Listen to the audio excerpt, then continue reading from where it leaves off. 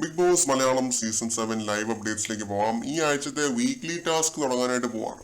അപ്പോൾ quality testing ചെയ്യുന്ന officers ആരൊക്കെയാണെന്നുള്ളത് ബിഗ് ബോസ് തന്നെ പറഞ്ഞു. ജിഷിനും അനുമോളുമാണ് ക്വാളിറ്റി ഇൻസ്പെക്ടേഴ്സ്. അത് കഴിഞ്ഞ് ജ്യൂസ് കമ്പനി ഓണേഴ്സിനെ എല്ലാവരും കൂടി തീരുമാനിക്കണമെന്ന് ബിഗ് ബോസ് പറഞ്ഞിരുന്നു. ആ രണ്ടുപേർ ആരൊക്കെ ആവണമെന്ന് ഹൗസ് മേറ്റ്സിന് തീരുമാനിക്കാം.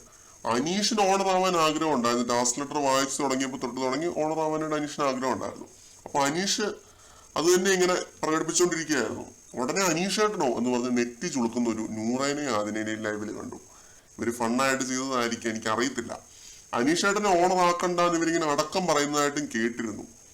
ഇവരിങ്ങനെ പറഞ്ഞത് കാരണമാണ് വോട്ടെടുപ്പ് നടന്നത്. ഷാനവാസിനെ ഉന്തിത്തള്ളി വിടാനായിട്ട് ശ്രമിച്ചത് ഇവരാണ് കേട്ടോ, എടുത്തു പറയണം.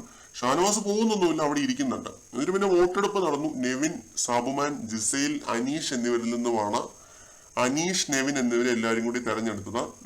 അനീഷും നെവിനും ഓണേഴ്സായി. രണ്ടുപേരും ഒരു സ്പീച്ച് ഒക്കെ പറയുന്നുണ്ടായിരുന്നു, ഏത് രീതിയിലാണ് ഇവരുടെ ജ്യൂസുകളുടെ ക്വാളിറ്റി നിർവഹിക്കേണ്ടത് എന്നുള്ളത്. പിന്നെ നെവിൻ ഓറഞ്ച് ജ്യൂസ് ഫാക്ടറി ഉടമയാണ്, അനീഷ് ലെമൺ ജ്യൂസ് ഫാക്ടറി ഉടമയാണ്. അപ്പൊ ടാസ്ക് ഇപ്പൊ തുടങ്ങാനായിട്ട് പോവാണ് ലൈവിനകത്ത്. ബാക്കി 11 പേരും ഏജൻസ് ആണ് കേട്ടോ, അവരാണ് ബോട്ടിൽസ് ശേഖരിച്ച് ജ്യൂസ് ഉണ്ടാക്കേണ്ടത്. അപ്പൊ ഇതൊക്കെയാണ് ടാസ്കിനെ പറ്റിയുള്ള കാര്യങ്ങൾ. നല്ല കിടിലിനൊരു ടാസ്ക് ആയിരിക്കുമെന്ന് പ്രതീക്ഷിക്കാം. കൂടുതൽ അപ്ഡേറ്റ്സുമായിട്ട് വീണ്ടും കാണാം.